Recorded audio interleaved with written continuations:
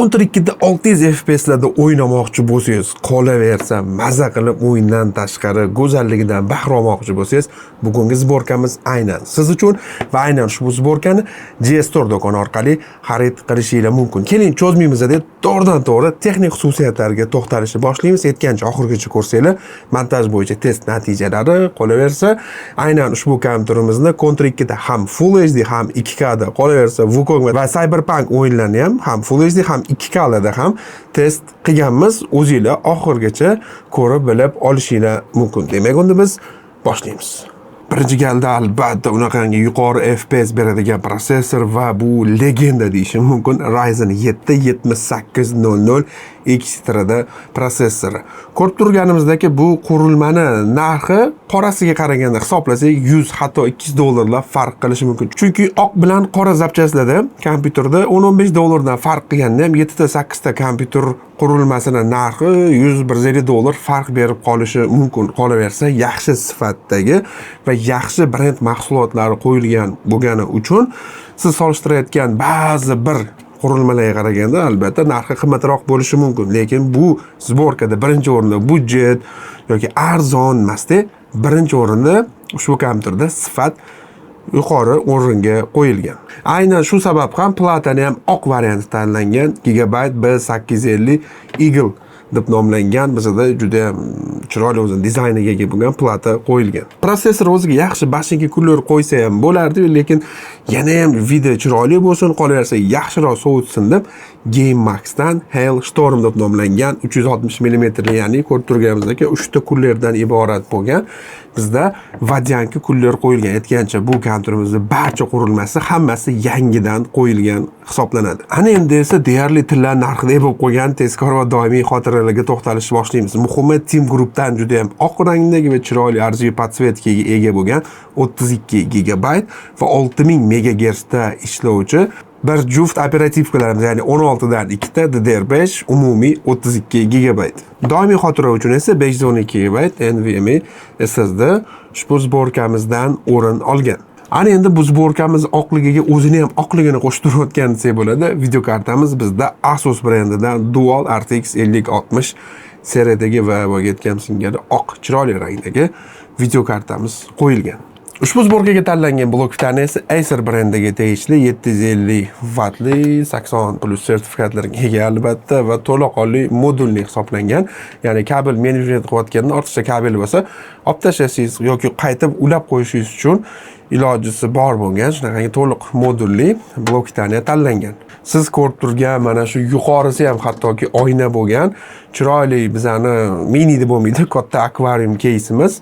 Bu GameMax tomonidan ishlab chiqarilgan Infinity deb nomlangan modeldagi ajoyib va oq rangdagi, ya'ni ushbu keysga kompyuterimiz yig'ilgan. Xo'p, ana endi ushbu kompyuterimizda DaVinci, Premiere Pro, ya'ni montaj dasturlari haqida gapiradigan bo'lsak, haqiqatan 4K, 2 ta, 3 ta kerak bo'lsa 4 talab kamerani bemalol montaj qilishingiz mumkin. DDR5 va operativ 32 bo'lgani uchun DaVinci dasturida ham ancha o'zini yengil his qiladi. To'g'ri, video kartamiz aynan o'yin uchun mo'ljallangan 5060 video karta hisoblanadi. Muhimi yuqori sifatga ega, 50-60 larning orasida o'zini sifat bilan ajralib turadigan Asusniki. Agar keyinchalik siz 2K yoki 4K o'yin o'ynamoqchi bo'lsangiz yoki DaVinci'da Fusion bo'limida, ya'ni grafika bilan bog'liq og'irroq ishlarni qilmoqchi bo'lsangiz, aynan shu GS Store do'koni orqali video kartasini 50-70 qilib olsangiz, yana ham ko'proq nagruzkalarni yoki 2K o'yinlarni ham yana ham yuqoriroq sozlamalarda o'ynash imkoniyatini beradi. Lekin hozirgi holatda ham ancha-muncha 50-60 seriyasi bo'lgani uchun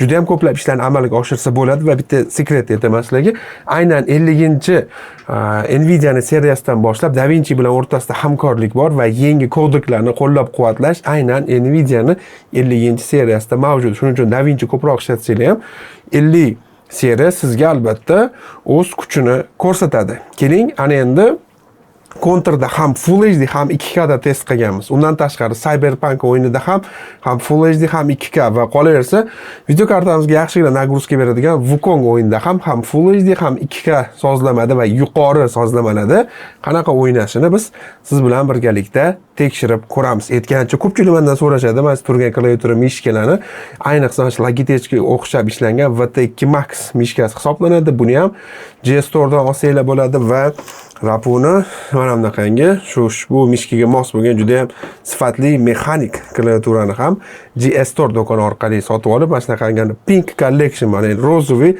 kolleksiya qilsanglar bo'ladi.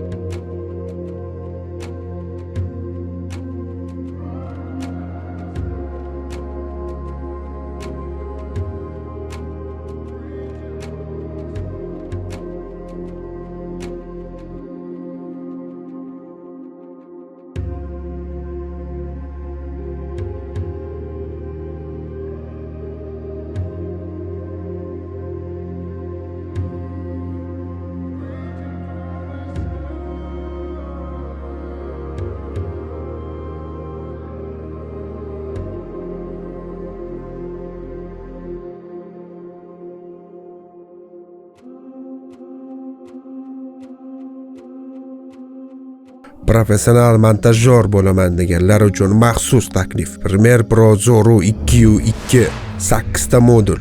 Effektlardan tortib toki uni eksport qilishga qadar 130 bitta video va undan tashqari bepul After Effects kursi, 25 ta video, 27 ta proyekt, 15 mingdan ortiq audio va video materiallar, o'zbek tilidagi to'liq va mukammal video darslik. Montaj haqida yana ham jiddiy gaplashamiz.